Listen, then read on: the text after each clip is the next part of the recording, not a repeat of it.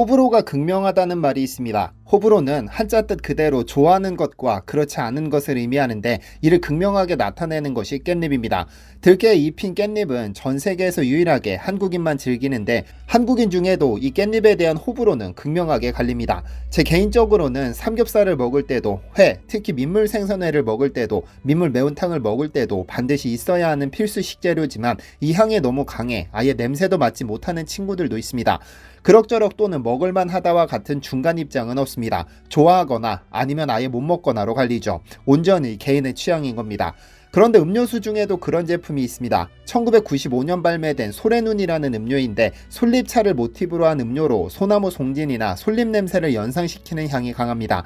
처음 이 음료를 마셨을 때 머리가 맑아진다는 느낌을 받아 종종 즐겼는데 아예 못 먹는 사람들도 있습니다. 송염 치약 맛이 난다거나 심하게는 물파스 맛이 난다며 아예 마실 생각도 하지 않았죠.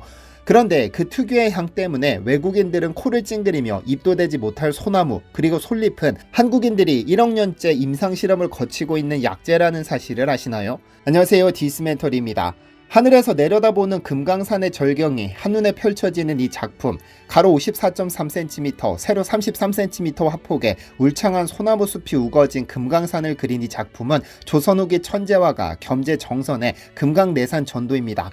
우리나라 회화사에 큰 획을 그은 거장인 그의 작품은 원래 한국이 잃어버린 문화재였습니다. 1925년 한국을 찾은 독일의 성 오틸리엔 수도원의 노르베르트 베버 대원장이 이 작품을 포함한 겸재 정선 화첩을 수집해 독일로 반출했기 때문인데, 그러다 2005년 수도원이 수장고에 잠들어 있던 이 화첩을 영구대여하는 방식으로 한국에 반환하면서 고국의 품으로 되돌아왔죠.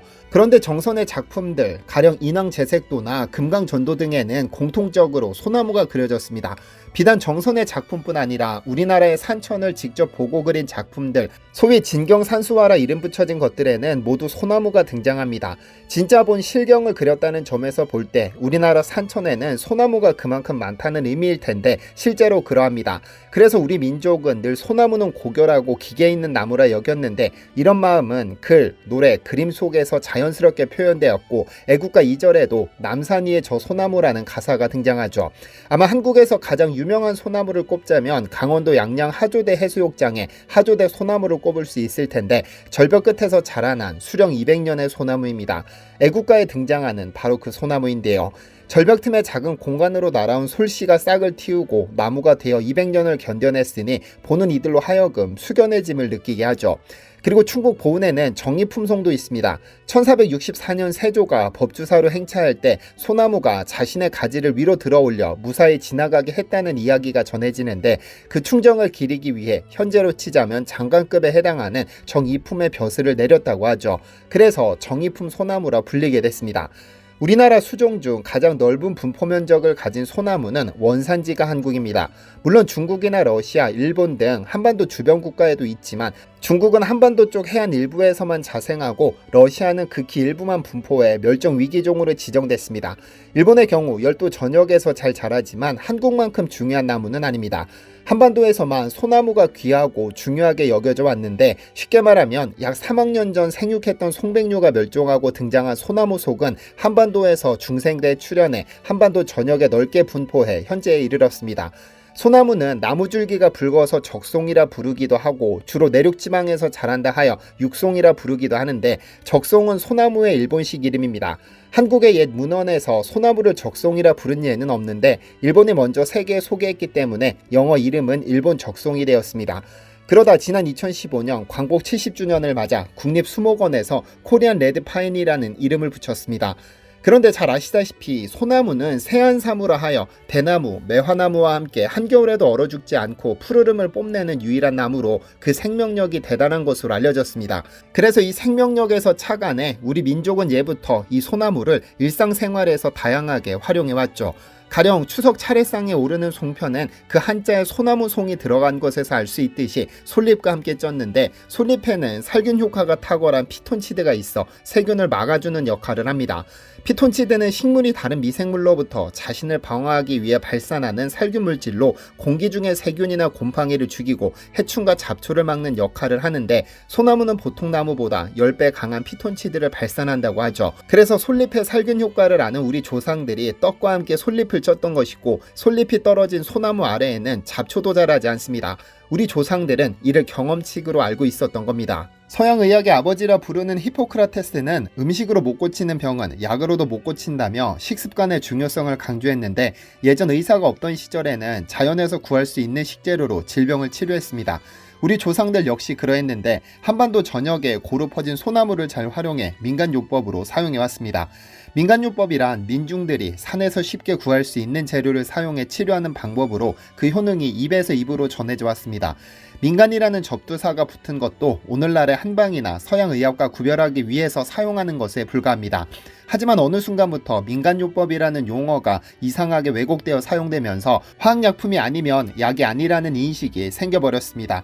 진짜 효과가 있을지도 모르는 한반도 산천에 쫙 깔린 이 소중한 자원을 연구도 해보지 않고 무시해버린 겁니다.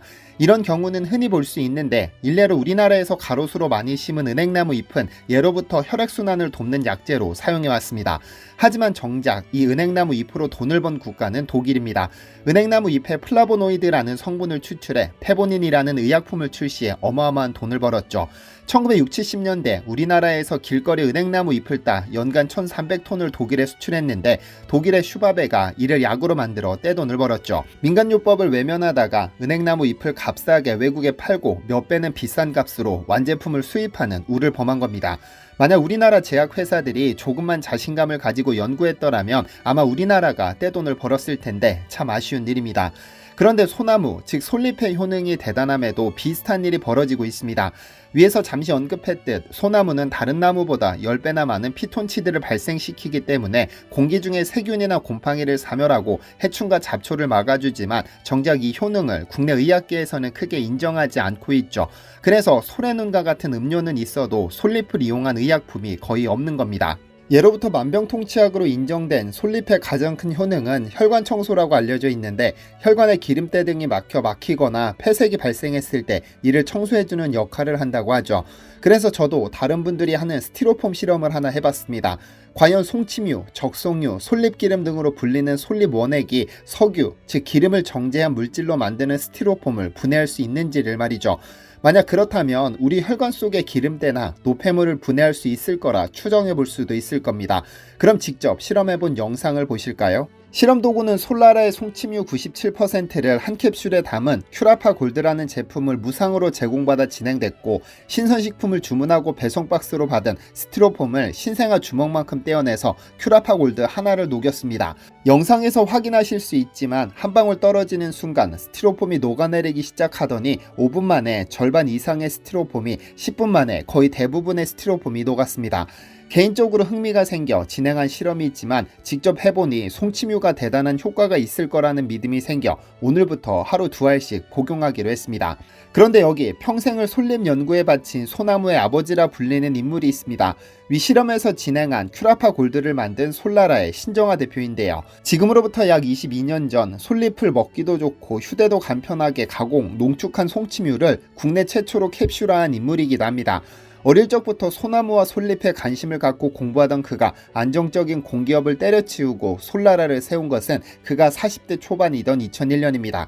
어릴 때부터 향이 좋은 솔잎을 씹어 먹기도 하고 배가 고플 때는 소나무 껍질을 벗겨 죽으로 끓여 먹기도 하면서 그는 이상한 경험을 했습니다. 음식을 먹었으니 배가 부른 것은 당연하다 손 치더라도 머리가 상쾌해진다 느낀 것은 처음 느껴보는 기분이었죠. 그리고는 40대가 되어서야 직장을 때려치고 오로지 솔잎 연구에만 매진했습니다. 그가 회사를 설립한 후 가장 먼저 개발한 것은 솔잎을 원료로 다단계 증류 추출법을 활용해 고순도로 정제한 송침유 또는 적송유라 불리는 원료입니다. 쉽게 말하면 소나무의 솔잎을 오일 형태로 찐득하게 고농축한 것으로 100% 원액입니다. 아주 연한 노란빛을 보이는데 기름 형태로 되어 있고 100% 솔잎 원액이기 때문에 아주 강한 솔잎향을 지니고 있습니다.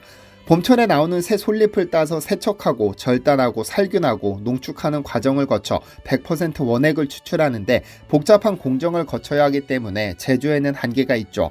또한 솔잎 1톤당 고작 소주 한 병에 해당하는 440ml가량만 추출되므로 아주 귀한 식품입니다.